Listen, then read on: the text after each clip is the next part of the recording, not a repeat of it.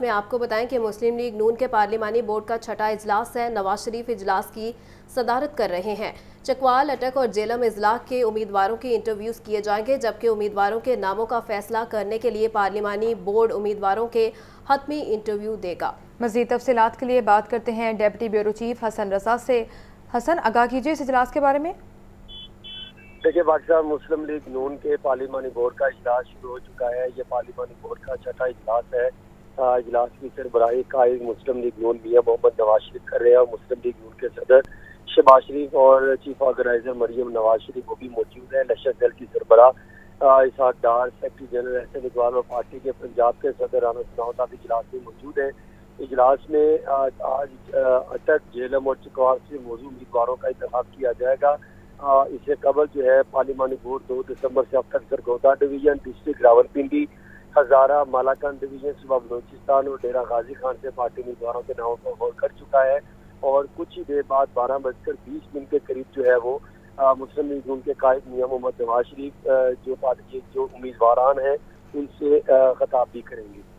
جی، چترال سے سابق رکن قومی اسمبلی شہزاد افتخار الدین کی ملاقات بھی ہوئی ہے اور راولپنڈی ڈویژن کے پارٹی صدر ملک ابرار، نائب صدر شاہ محمد شاہ، ملک رشید، ملک احمد خان سمیت دیگر بھی شہباز شریف سے ملے ہیں۔ تفصیلات کیا ہیں حسن، بتائیے گا۔ جی بالکل، سابق وزیر اعظم اور پاکستان مسلم لیگ نون کے صدر میاں محمد شہباز شریف سے سابق اراکین اسمبلی کی ملاقات ہوئی۔ اس ملاقات میں انہوں نے جو اب تک کے انتخابی تیاریاں ہیں اس کے حوالے سے جائزہ لیا گیا۔ شہباز شریف سے ملاقات کرنے والوں میں چترال سے پارٹی رہنما اور سابق رکن قومی اسمبلی شہزادہ افتخار الدین حماد نواز ٹیپو، راولپنڈی ڈویژن کے پارٹی صدر ملک ابرار، نائب صدر شاہ محمد شاہ، ملک رشید، ملک احمد خان اور ملک علی احمد بھی پارٹی صدر شہباز شریف سے ملاقات کی۔ شہباز شریف نے کہا کہ پاکستان مسلم لیگ نون قوم کی امیدوں اور توقعات پر ہمیشہ کی طرح پوری کرے گی۔ نواز شریف کی قیادت میں مسلم لیگ نون قوم کی امن، ترقی اور خوشحالی دے گی۔ خیبر پختونخوا میں 10 سال کی حکومت نے عوام کو کچھ نہ دیا، عوام کے وسائل کو بے دردی سے لوٹا گیا۔ انہوں نے کہا کہ نواز شریف کی قیادت میں دہشت گردی، معاشی بدحالی، بے روزگاری، مہنگائی سب کا خاتمہ کرے۔ ٹھیک ہے حسن، اپڈیٹ کر رہے تھے، بہت شکریہ۔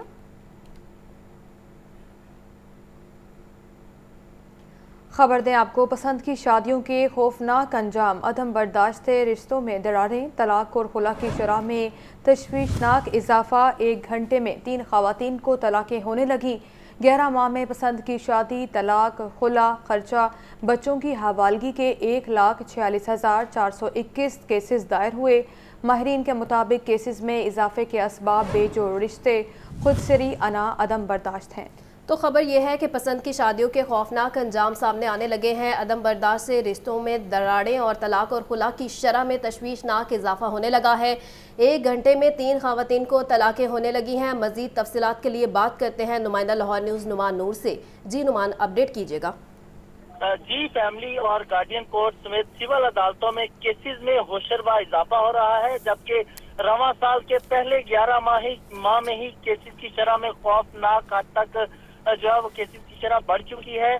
پسند کی شادی، طلاق، خلا، خرچہ، بچوں کی حوالگی کے 1,46,421 کیسز جو ہیں وہ لاہور کی عدالتوں میں پہلے 11 ماہ میں، رواں سال کے پہلے 11 ماہ میں 1,46,421 کیسز دائر ہوئے۔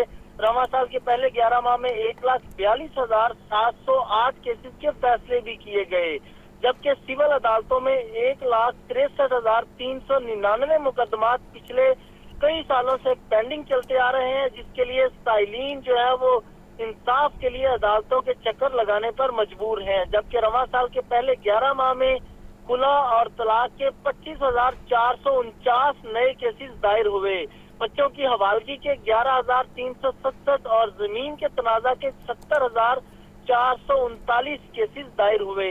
والد کی وفات کے بعد پراپرٹی تقسیم کے دعوے کے 1,868 افراد نے دعوے دائر کیے۔ 6,972 سائلین نے عدالتی حکم پر عمل درآمد کی درخواستیں دائر کی۔ 2,066 سائلین نے کرایہ داری کی درخواستیں دائر کی۔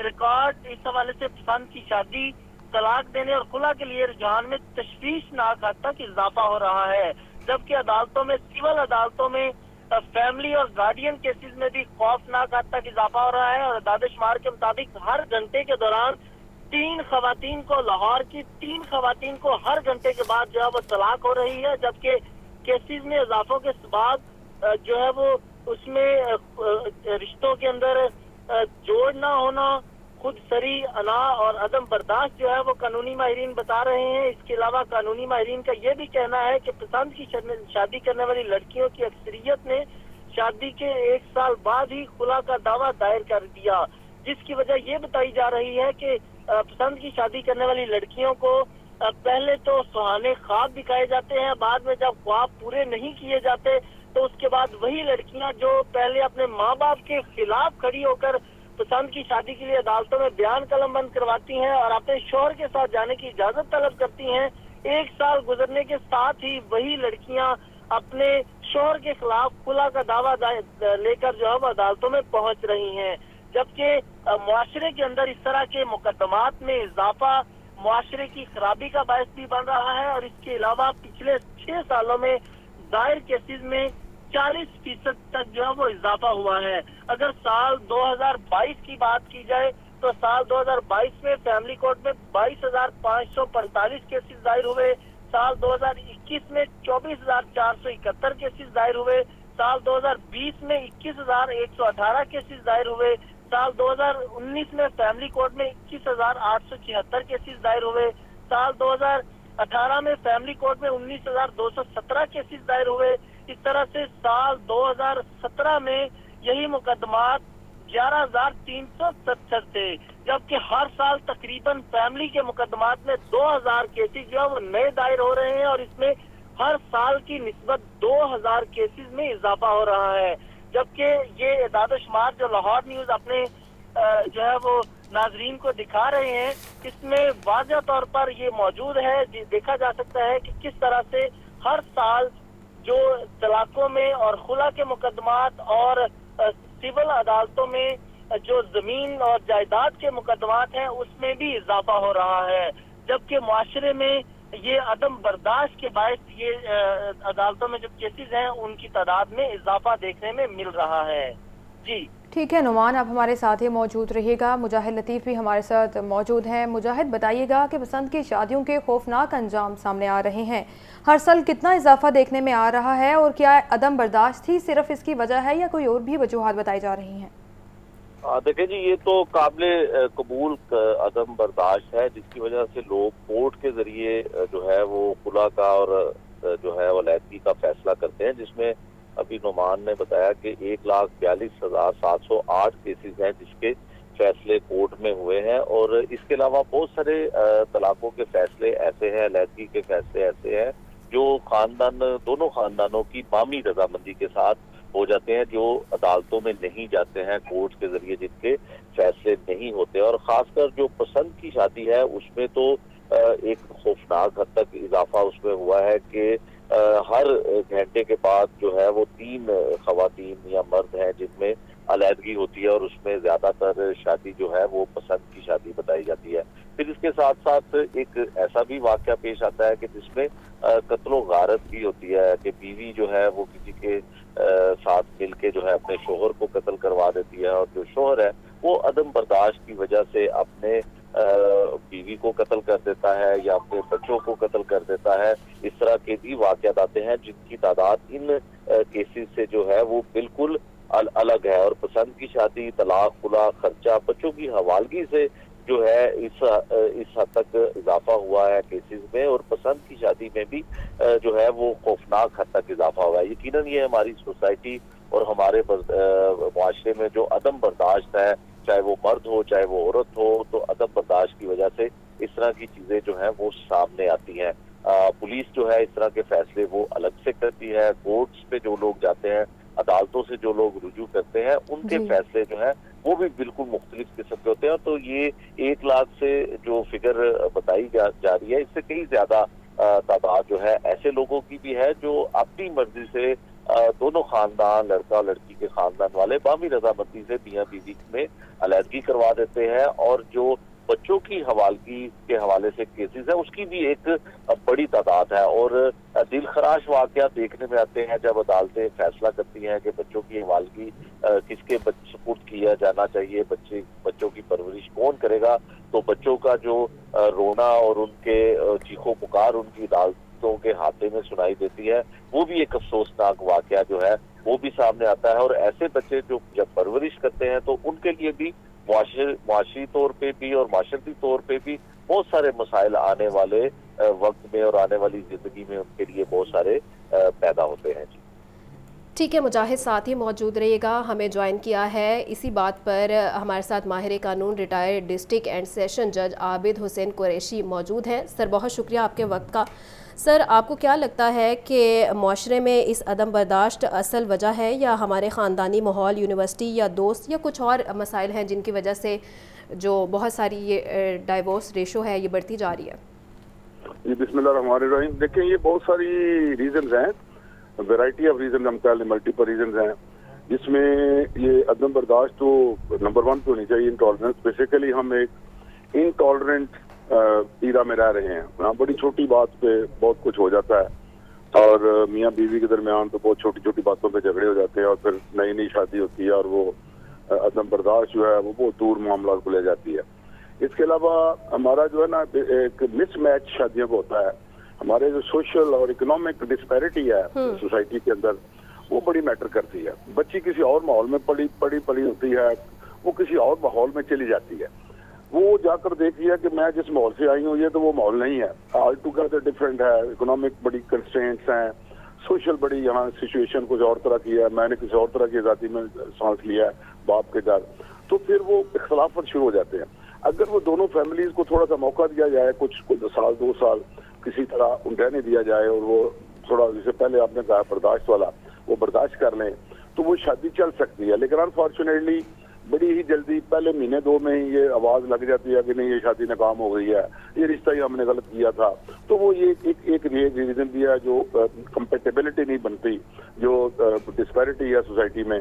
اور پھر ایک اور فیکٹر ہے، بچیاں زیادہ پڑھ رہی ہیں آج کل بچوں کے مقابلے میں۔ اچھا پھر وہ ورکنگ وومن کا ایک کنسیپٹ آ گیا جو پہلے نہیں تھا، ابھی اوور دا ایئرز پچھلے 20-30 سال میں یہ بہت سارا آ گیا، بچیاں زیادہ پڑھ کے ہر شعبہ زندگی میں وہ پرفارم کر رہی ہیں، تو وہ جو اس کو بھی ایڈجسٹ کرنا مرد کو اپنے حساب سے، اس کی فیملی کو، سسرال کو، یہ بچی اس کے کیا مسائل ہیں، جو ورکنگ لیڈی ہوتی ہے اس کے بچوں کے کیا مسائل ہوتے ہیں، ایک یہ بھی ہے کہ اس سے لوگ ذہنی طور پر ہمانگی پیدا نہیں کرتے، اور پھر بعض کا اس کی جو آمدن ہے اس پہ آپ کی نظر ہوتی ہے، یہ کیا کماتی ہے، ہمیں کیوں نہیں دیتی، یہ کدھر بیچتی ہے، یہ بھی ایک فیکٹر آ جاتا ہے اس میں ناراضگی کا۔ پھر اس میں ہمارے جو آج کل میڈیا ٹی وی ڈرامے ہیں ان میں ایک بڑا ایک رول آ رہا ہے کہ وہ بڑی چھوٹی بات جو ہم طلاقیں دیکھتے ہیں، روزانہ لوگ جو گھر میں یہ دیکھ رہے ہوتے ہیں، اس کا بھی ایک امپیکٹ آتا ہے سوسائٹی کے جو مارل فیبرک ہے اس پر آتا ہے۔ پھر اس میں ایک بڑی اہم بات جو میں سمجھتا ہوں وہ یہ کہ ہمارے نا آج سے 40-50 سال پہلے ہماری سوسائٹی میں ایک ایلڈرز کا ایک انسٹیٹیوشن ہوتا تھا بزرگوں کا، وہ ختم ہو گیا انفارچونیٹلی۔ بزرگ موجود ہیں لیکن ادارہ وہ یا بالکل ہی وہ ریڈنڈنٹ ہو گیا یا۔ ٹھیک ہے سر، عابد حسین صاحب ہمارے ساتھ موجود تھے، ماہر قانون ریٹائرڈ ڈسٹرکٹ اینڈ سیشن جج۔ سر بہت شکریہ آپ کے وقت کا۔ ہمارے نمائندگان بھی نعمان نور اور مجاہد لطیف بھی ہمارے ساتھ موجود تھے، بہت شکریہ آپ کا۔ ماڈل ٹاؤن میں مسلم لیگ نون کے قائد نواز شریف اٹک، جیلم اور چکوال سے ٹکٹ امیدواروں کے اجلاس سے خطاب کر رہے ہیں، براہ راست لیے چلیں۔ دل کے بہت قریب رہے ہیں اور میں بھی بہت آپ کے بارے میں بھی، ملک کے بارے میں بھی سوچتا رہا، میں نے بڑا یاد رکھا ہر معاملے کو، ہر اپنے دوست کو، اپنے ساتھی کو میں بھولا نہیں، اور وہاں سے قوم کے لیے بھی دعا اور دوا جو بھی میں کر سکتا تھا وہ کرنے کی کوشش کرتا رہا۔ تو اللہ تعالیٰ سے آج بھی دعا ہے کہ اللہ تعالیٰ اس قوم کو مشکلوں سے باہر نکالے، اور ہم سب کے لیے اور پاکستان کے 25 کروڑ عوام کے لیے اللہ تعالیٰ آسانی والی زندگی عطا فرمائے۔ اور بڑا مشکل دور دیکھا ہے اس قوم نے پچھلے 4 سالوں میں۔ اس سے پہلے वाक़तन 2017 तक जब तक कि मैं मुल्क का वज़ीर-ए-आज़म था, अल्हम्दुलिल्लाह मैं अल्लाह ताला का बहुत शुक्र अदा करता हूँ कि एक बड़ा अच्छा दौर था और तरक्की अरूज पे थी। मुल्क के अंदर कोई मुआशी, इक़्तिसादी, मुआशरती या समाजी किसी किस्म का कोई मसला नहीं था और हर लिहाज से पाकिस्तान के अंदर मुआशरा भी अच्छी तरह से आगे बढ़ रहा था, फल फूल रहा था, इक़्तिसादी तरक्की भी हो रही थी और जो इकनॉमिक इंडिकेटर्स हैं हमारे वो भी बहुत अच्छे चल रहे थे। दुनिया भी देख रही थी और दुनिया भी इस बात का एतराफ़ कर रही थी कि पाकिस्तान तरक्की की रफ्तार में अब बहुत आगे है और आइंदा चंद सालों में ये न सिर्फ खित्ते की बल्कि इस दुनिया में इंशाअल्लाह एक बहुत बड़ा मुकाम हासिल करेगी। तो वो पता नहीं एक ख्वाब था जो अधूरा रह गया, उस ख्वाब को पूरा होना चाहिए था, लेकिन कुछ ऐसे अवामिल बीच में आ गए, ऐसे किरदार बीच में आ गए जिन्होंने अच्छे भले चलते एक भागते पाकिस्तान को, एक दौड़ते हुए पाकिस्तान को उन्होंने बिल्कुल ठप करके रख दिया। और आपने देखा कि इकॉनमी भी हमारी उसी वक्त से जो है ना वो नीचे की तरफ जा रही है, चली गई। उसी वक्त से हमारा जो है वो इक़्तिसादी तरक्की भी हमारी बिल्कुल बंद हो गई। उसी वक्त से जीडीपी रेट जो हमारा जो है ग्रोथ रेट जो है वो भी नीचे गिर गया और फिर उसी दिन से हमारा रुपया भी जो है वो कमज़ोर होना शुरू हो गया। और उस वक्त आप देखें ना 4 साल रुपया एक जगह पे रहा है और उसमें अपना कोई कमी बेशी नहीं आई। 4 साल, आज तो 4-4 घंटे बाद, उसके बाद 4-4 घंटे बाद रुपया जो है ना अपनी जगह से हिलता रहा।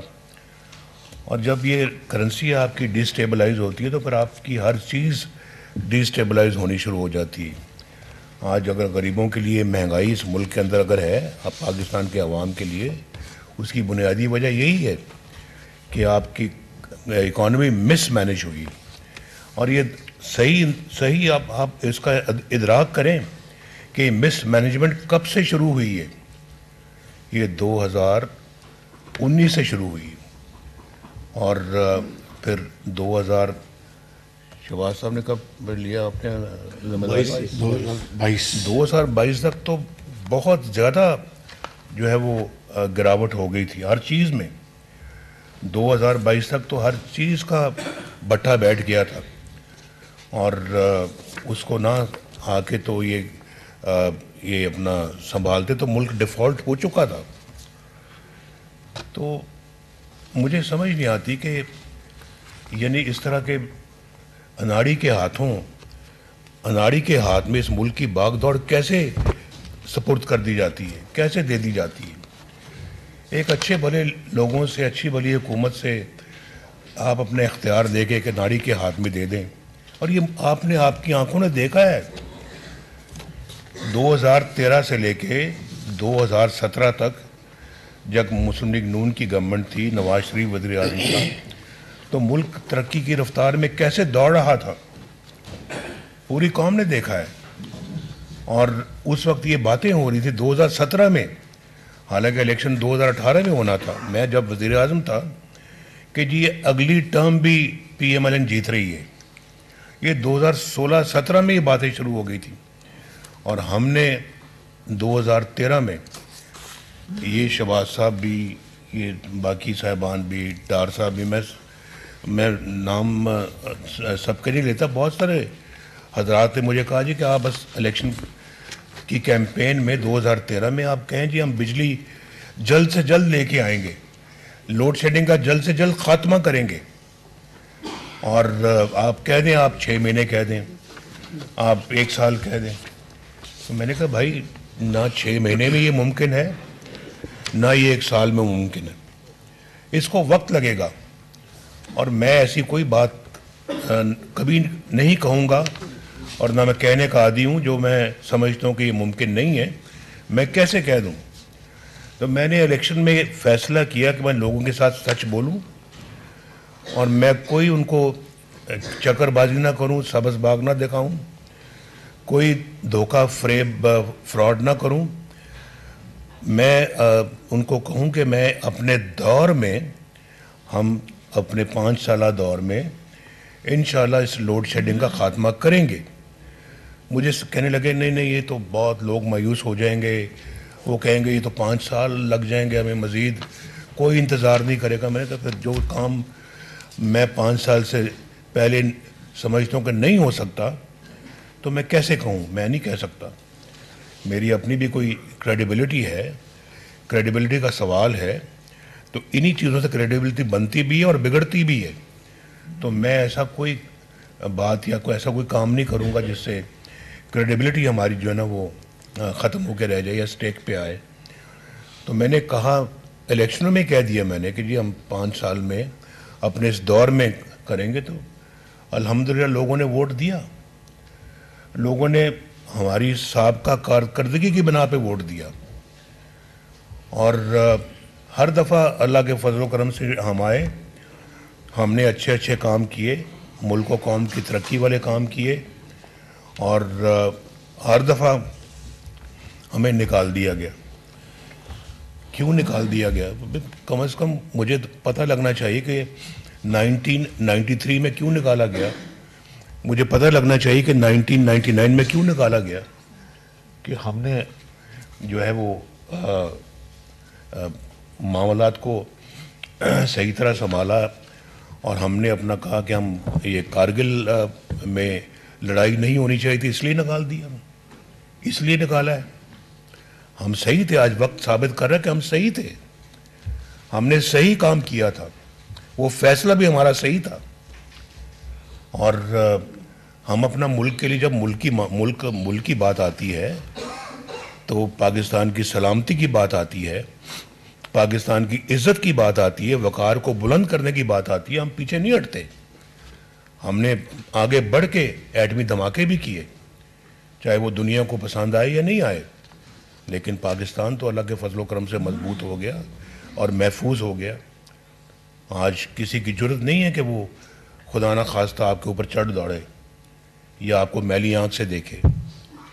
تو ہم نے ہر فرنٹ میں اپنی خدمت کی انجام دی ہے, چاہے وہ اقتصادی ہے, چاہے وہ معاشی ہے, چاہے وہ دفاعی ہے, اور چاہے وہ ہماری فارن افیئرز ہے.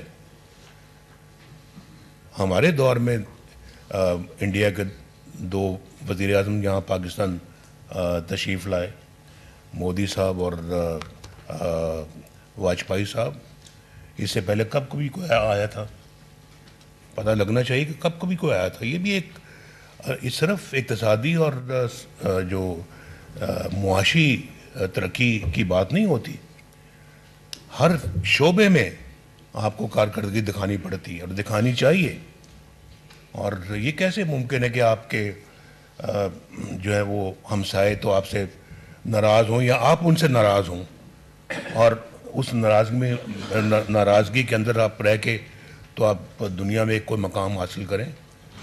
آپ اپنے معاملات کو ہمیں انڈیا کے ساتھ بھی ٹھیک کرنا ہے, اپنے معاملات کو ہم نے افغانستان کے ساتھ بھی ٹھیک کرنا ہے, ہم نے اپنے معاملات کو ایران کے ساتھ بھی مضبوط کرنا ہے, ہم نے اپنے معاملات کو جو ہے وہ چائنا کے ساتھ اور زیادہ بہتر کرنا ہے اور مضبوط کرنا ہے. یہاں تو ہمارے پیچھے سی پیک کو بھی سیبوٹاج کرنے کی کوشش کی گئی, اور جو سی پیک خود مجھے آ کے چائنا کے پریزیڈنٹ نے کہا, انہوں نے شی پنگ نے, تو انہوں نے مجھے خود آ کے کہا کہ mister Nawaz Sharif, this is a gift for you from China. تو اب اس سے بڑی اعزاز کی کیا بات ہو سکتی ہے؟ اس کو سیبوٹاج کرنے کی انہوں نے کوشش کی. اس اپنا پروگرام میں کتنے بڑے मंसूबे पाकिस्तान में लगे हैं। और हमने यहाँ पे, मैं एक छोटी सी फिर दोबारा मिसाल देता हूँ। पिछले 70-50 साल से ये बातें हो रही थी कि मुल्क में कोयला है, इस कोयले से हमें बिजली बनानी चाहिए और इस कोयलों का इस्तेमाल होना चाहिए, पाकिस्तान की अपनी मादनियात है, अपनी दौलत है। तो बातें ही बातें होती रहीं, कभी किसी ने किया कुछ नहीं। और कोयला बनाने के लिए हमने फर्नेस ऑयल बाहर से इंपोर्ट करना ज़्यादा मुनासिब और ज़्यादा जायज़ समझा। फॉरेन एक्सचेंज खर्च करके को हम फर्नेस ऑयल ला रहे हैं और उसको जलाकर हम अपना बिजली बना रहे हैं। इतना महंगा तेल से हम उसको चलाते रहे, फर्नेस ऑयल से चलाते रहे, और उसके बाद हमने ना ज़्यादा तवज्जो दी अपने ये इस पे डैम्स बनाने पे, ना बिजली पे तो कोई तवज्जो दी, ना किसी और अपना, ना सोलर पे इतनी कोई लेट तवज्जो दी। और वो भी हमारे ज़माने में शहबाज साहब ने यहाँ पे जो ना वो बड़ा अच्छा एक बहावलपुर में लगाया मंसूबा, कायद-ए-आज़म सोलर पार्क। जी कायद आज़म सोलर पार्क जी। तो वो अपना वो लगाया और उसके बाद फिर हमने कहा ये कोयले की बात बड़ी होती है, लेकिन हम आज तक कभी किया किसी ने कुछ नहीं। तो हमने अपने ज़माने में उस कोयले की कान को खोदा, उसमें से कोयला निकाला, एक तो वो मंसूबा लगाया हमने, ऊपर से फिर बिजली का मंसूबा वहाँ लगाया। जो आज चल रहे हैं मंसूबे, आज बिजली प्रोड्यूस कर रहे हैं वो पाकिस्तान के लिए, और वहाँ वो प्रोजेक्ट लगने चाहिए। वो हमारा अपना रॉ मटेरियल है, वहाँ पर कोई फर्नेस ऑयल की ज़रूरत नहीं है, किसी तेल गैस पेट्रोल की ज़रूरत नहीं है, वो वहाँ कोयले से चलता है। उससे ज़्यादा सस्ती बिजली और कहाँ प्रोड्यूस हो सकती है। तो हमें यहाँ पे पाकिस्तान में बिजली का एक बहुत बड़ा मसला है। हमने पहले लोड शेडिंग का मसला था, अब इमरान खान की गवर्नमेंट ने हमारे लिए बिजली की कीमतों का मसला भी पैदा कर दिया है। और अब उसकी कीमतें किस तरह से एक मुनासिब सतह पे लाई जाएं, ये भी एक बहुत बड़ा मसला है और होना भी चाहिए। इसलिए होना चाहिए कि हमें गरीब अवाम के दुखों का दर्द हम महसूस करते हैं, उनको क्या तकालीफ हैं, हमें उसका एहसास है और एहसास करना चाहिए कि किस तरह से अपनी ज़िंदगी गुजारते हैं। आज एक थोड़ा बहुत बिजली इस्तेमाल करने वाला जो एक कुंबा जो है, वो सारी तनख्वाह अपने बिजली के बिल पे लगा देता है या लग जाती है, उसके बस में नहीं है। बाकी कैसे गुजारा करता है ये आप वो जाने या उसके बाल बच्चे जाने, हमें उसका कोई एहसास नहीं है, इदराक नहीं है। हमने उन लोगों का सोचना है। इसलिए मैंने कल ये भी कहा था कि आप लोग बैठे हैं, हम लोग यहाँ पे बैठे हैं, हम टिकट्स की बात कर रहे हैं और यही ख्वाहिश होती है कि टिकट मिले, इलेक्शन लड़ें, हलके में एक हमारा मकाम बने, इलाके में हमारा एक मकाम बने, हमें ओहदा मिले, हमारी इज़्ज़त होनी चाहिए। और हुक्मरान भी जो है ना वो फिर अपने मुख्तलिफ़ ओहदों पे आके तो मुल्की वसाइल इस्तेमाल करते हैं, बड़ी बड़ी गाड़ियों में बैठते हैं और जहाज़ों में बैठते हैं। भाई ये सब चीज़ें जो ना ये बात की बातें हैं। पहला हमारा जो है वो मकसद और जो सियासत में आने का वो ये होना चाहिए कि हम आके अपने मुल्क के, अपने अवाम के मसाइल हल करें, इस मुल्क से गुर्बत दूर करें, इस मुल्क से बेरोज़गारी दूर करें, इस मुल्क से जहालत दूर करें, पसमानदगी दूर करें। ये हमारा सबसे पहला हदफ होना चाहिए। बाद में अपने ज़ाती जो है वो वक़ार और अपनी ज़ाती इज़्ज़त की बात होनी चाहिए। वो भी अल्लाह जिसको नसीब करता है उसको मिलती है, वरना नहीं मिलती। तो ये मकसद ये होना चाहिए। अगर आज हम बैठे हुए हैं, ये बातें कर रहे हैं सियासत की और टिकट्स की, और पार्लियामेंट्री बोर्ड के मेंबर बैठे हैं, आपने पार्लियामेंट के लिए टिकट अप्लाई किया हुआ है, तो पर आपके और हमारे दरमियान ये एक मुआहदा होना चाहिए कि हम इसलिए टिकट हासिल कर रहे हैं और हम इसलिए टिकट दे रहे हैं और आप हासिल कर रहे हैं कि हमने इस मुल्क की खिदमत करनी है और इस मुल्क को असली जगह पे पहुंचाना है। हम बहुत पीछे रह गए हैं। بے حد پیچھے رہ گئے ہم اپنے دنیا کے ممالک سے, اپنے ارد گرد کے ممالک سے. ہمیں شرم آتی ہے آج, وہ کہاں جا رہے ہیں اور ہم کہاں ہیں. یہ بڑی سوچنے والی بات ہے. ایک ایک فرد کو, چاہے ادھر بیٹھے ہیں چاہے ادھر بیٹھے ہیں, سب کو سوچنا چاہیے. اور صرف ٹکٹ دینے کا اور ٹکٹ لینے کا شوق نہیں ہونا چاہیے. یہ سوچنا چاہیے کہ ہم, یہ ملک کا حال کیا ہو گیا ہے, اور پھر جنہوں نے اس ملک کو یہاں تک پہنچایا ہے ان کا بھی محاسبہ ہونا چاہیے. پوچھ ہونی چاہیے کہ بھئی آپ نے اس ملک کے ساتھ یہ سلوک کیا کیسے ہے, کیوں کیا آپ نے پاکستان کے ساتھ یہ سلوک, جس کا تصور کوئی محب وطن پاکستانی نہیں کر سکتا, کبھی بھی نہیں کر سکتا. یہ ہمارا ملک ہے, ہمارے بچوں نسلوں نے یہاں پہ رہنا ہے انشاءاللہ. تو کم از کم ہم ان کے لیے کم از کم اچھا ملک تو چھوڑ کے جائیں. یہ سوچنے والی باتیں ہیں. یہ آپ ضرور جائیں گے گھر, سوچیں اس پہ, اور جب تک آپ الیکشن لڑتے ہیں ضرور روز سونے سے پہلے اس پہ 5 منٹ غور کیا کریں جو میں بات کر رہا ہوں. جی پھر آپ اس جذبے کے ساتھ اگر آئیں گے نا, ٹکٹ بھی ملا ہوگا آپ کو, الیکشن لڑیں گے, کامیاب ہوں گے, اللہ تعالیٰ آپ کے ہر کام میں برکت ڈالے گا, ہر قدم پہ اللہ تعالیٰ آپ کو نوازے گا. تو یہ انشاءاللہ یہ راستہ یہی ہے ملک کو ٹھیک کرنے کا, اور کوئی راستہ نہیں. پاکستانی عوام کی مشکلات.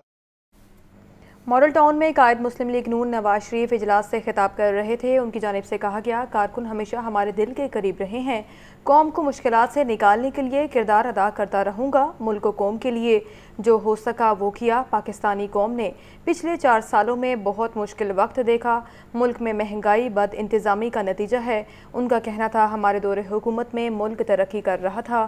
2013 سے 2017 تک جب ہماری حکومت تھی ملک اس وقت بہت ترقی کر رہا تھا. مزید کہا ہمارے دور میں معاشی بہتری کا دنیا میں بھی اعتراف کیا گیا. آپ کو بتائیں ماڈل ٹاؤن میں قائد مسلم لیگ نون نواز شریف کے اجلاس سے خطاب کر رہے تھے. آپ کو بتائیں لاہور کے بعد فیصل آباد, گجرانوالہ, راولپنڈی میں سیف سٹیز پروجیکٹ شروع کیا جا رہا ہے.